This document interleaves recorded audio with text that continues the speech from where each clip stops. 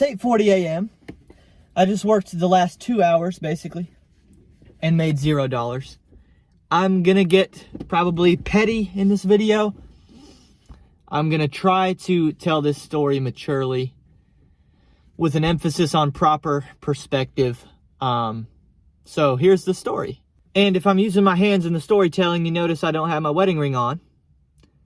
That's part of the story. I've got an Amazon Flex shift this morning, 7:45 start. It's a 30-mile drive from my house to the warehouse, 35-40 minutes on any given day, usually. I come out to my car at 6:50, okay? So a 40-minute drive would put me there at 7:30, which is right on time because for a 7:45 start time, you have 15 minutes before and 5 minutes after. So my window of opportunity to start my shift is between 7:30 and 7:50. So I'm thinking, okay, I'll leave here at 6:50 and get there 15 minutes early.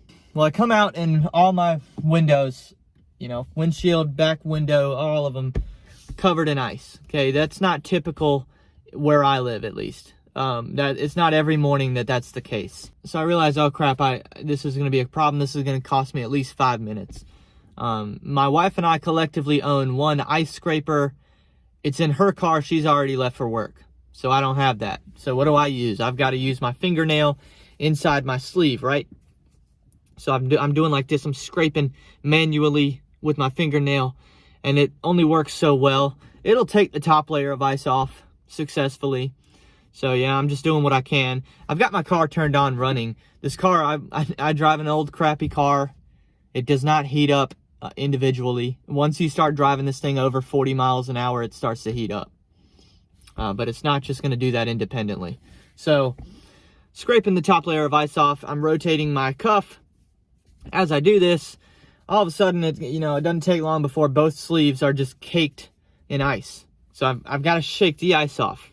And this is where the wedding ring is lost, right? So I'm shaking my wrists vigorously because now the ice is frozen to my sleeve. So it's, I got to shake hard. My wedding ring flies off. I just hear a ding, 2 noises consecutively. Ding.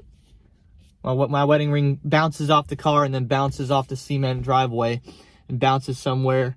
I don't know where it is. I'm gonna have to go look for it now that I'm back home. Because at 6:50 in the morning, it's still dark, but it's 7 or 7:10 before it starts getting light outside. And of course, I don't have time to really look for it if I'm gonna be on time for this shift.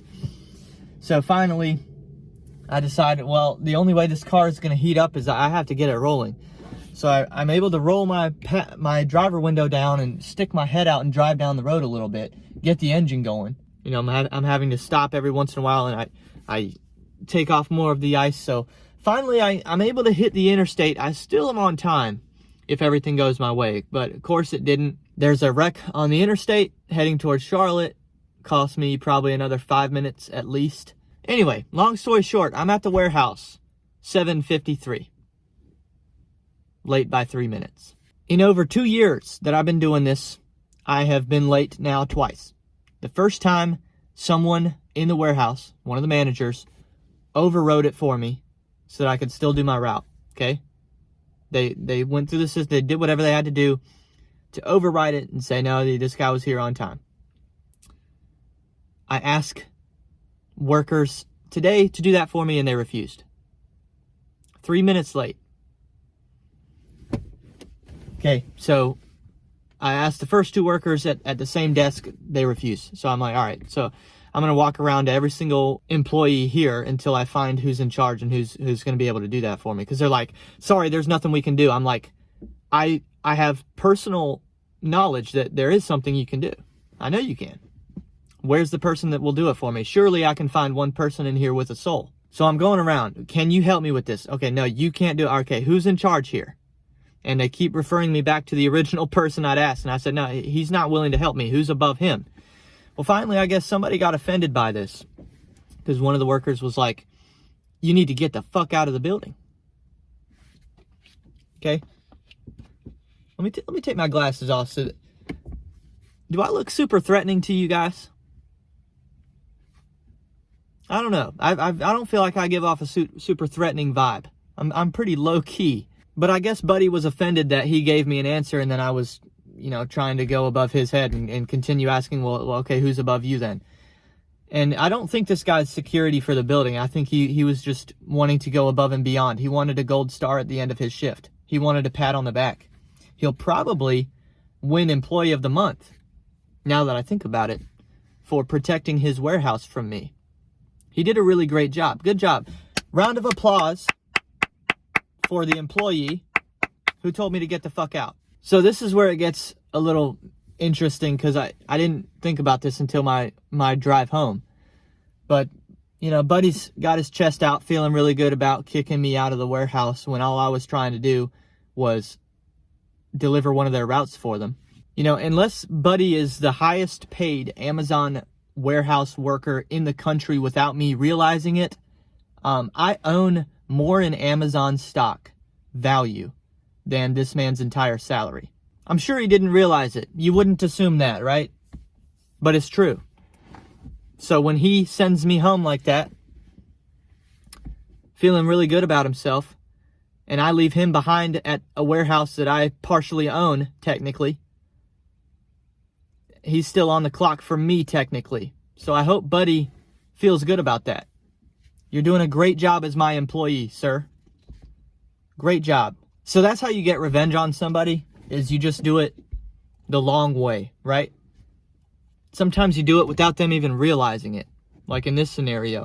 And I shouldn't think that way. It's just, it's hard for me not to. I don't know. It's not even revenge that I want. It's just justice. I have a serious need to see justice be done. And so I don't know how you guys without God do it. Because, yeah, I'm not going to fight anybody physically. That's just not my style. But I've got a serious passion for seeing justice done. So I'll take somebody down mentally, you know? I'll destroy somebody if it weren't for the grace of God. Thank God that I don't have to live like that. I don't know how y'all, without God, stop yourselves from acting.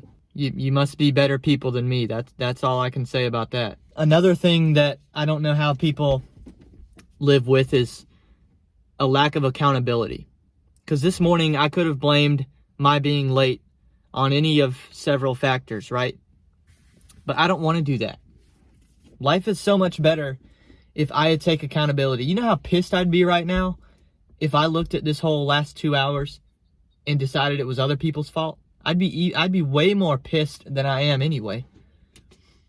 I'll take accountability. It's my fault that I was late.